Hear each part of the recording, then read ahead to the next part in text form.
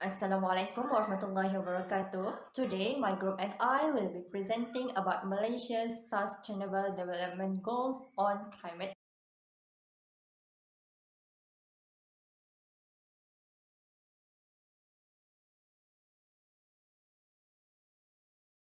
Definition: climate change is affecting every country. Emissions of greenhouse gases have increased by more than 50% since 1990. Climate change is creating long-term changes in our climate system with potentially permanent repercussions if we do nothing. Climate-related calamities result in annual economic damages in the hundreds of billions of dollars. Not to mention the human toll of geophysical catastrophes, which are 91% caused by climate change and killed 1.3 million people and injured 4.4 million people between 1998 and 2017. By 2020, the goal is to raise $100 billion per year to help developing nations adapt to climate change and invest in low carbon growth. The objective is supporting vulnerable regions will have a direct impact on Goal 13 as well as the other Sustainable Development Goals. These steps must be coordinated with efforts to incorporate catastrophic risk mitigation, sustainable natural resource management, and human security into national development plans. It is still conceivable to restrict global mean temperature rise to 2 degrees Celsius above pre-industrial levels, aiming for 1.5 degrees Celsius given strong political will, greater investment and existing technology, but this will necessitate immediate and bold collective action. Data analysis. Humans are estimated to have contributed approximately 1.0 degrees Celsius rise in global temperature from pre-industrial times as of 2017. Since 1880, sea levels have increased around 20 centimeters, which is 8 inches, and are expected to rise another 30 to 122 centimeters by 2100. I will be presenting about enigma and goals, the causes of effects towards the environment. The first one is rapid urbanization. Malaysia is currently one of the most urbanized countries in the East Asia, as well as one of the world's most rapidly urbanizing regions. Its urban population has expanded from roughly 66% in 2004 to 70% in 2014. Urban regions are becoming more important in terms of energy consumption and CO2 emissions. As the world becomes more urbanized, the influence of urbanization on fossil fuel energy usage has unmistakably disrupted and increased carbon levels in the atmosphere, resulting in global warming. The second is illegal deforestation. According to government minister, illegal logging play a role in the fatal floods. In December 2014, heavy rains hit Peninsular Malaysia, causing devastating floods that killed at least 21 people and forced 200,000 people to flee their homes in the states of Kelantan, Pahang, and Perak. The third is illegal dumping of toxic or hazardous waste. On 6 March 2019, tons of hazardous waste were illegally disposed into Kim Kim River, Pasir Gudang, Malaysia. They were identified as benzene, acrolein, acrylonitrile, hydrogen chloride, methane, toluene, ethylbenzene, and diluminine. Poor management of hazardous waste can lead to environmental pollution, injuries, and adverse health risks.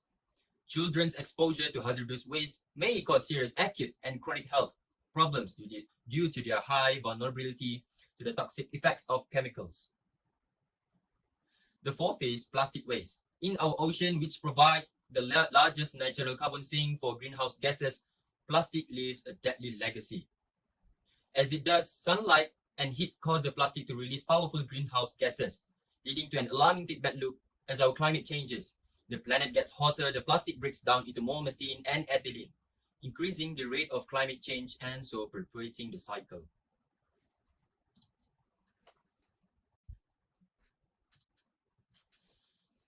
The fourth is plastic waste. In our oceans, which provide the largest natural carbon sink for greenhouse gases, plastic leaves a deadly legacy.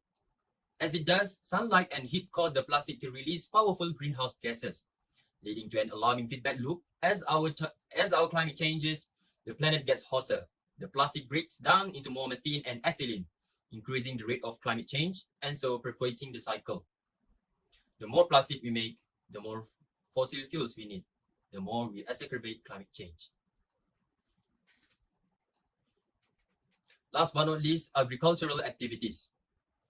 Erosion degrades land, which means it can support fewer plants that can take in climate warming. Erosion degrades land, which means it can support fewer plants that can take in climate warming carbon dioxide. Soils themselves could potentially sequester enough greenhouse gases in a year to equal about 5% of all annual human-made GHG emissions. The methodology is by applying carbon tax. Generally, carbon pricing means there is an economic value or price tag attached to carbon emissions.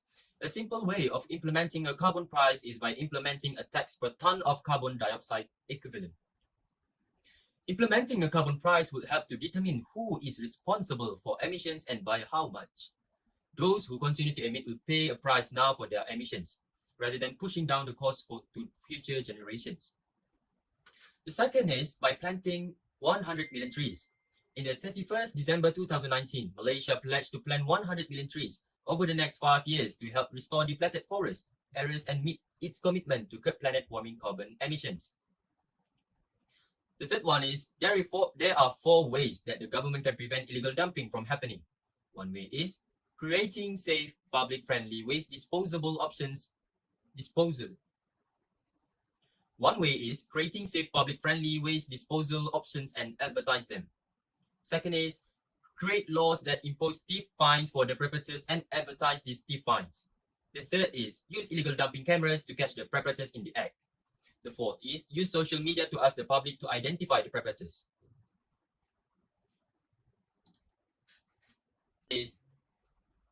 Solution to plastic waste are build a machine that can turn plastic waste back to their original form, which is petroleum oil.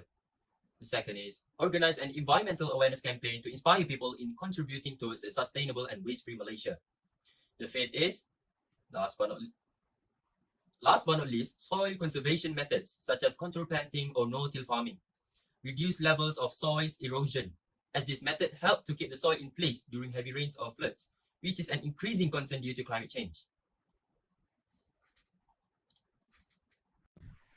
Assalamualaikum warahmatullahi wabarakatuh. My name is Muhammad Irfan Bendeni and I am from DCN1A, and I will now be presenting about conclusion.